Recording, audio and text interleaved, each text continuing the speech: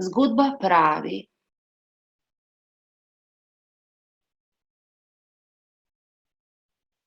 zgodba pravi, da je nekoč obstajal čas, ko je bila ženska sveta,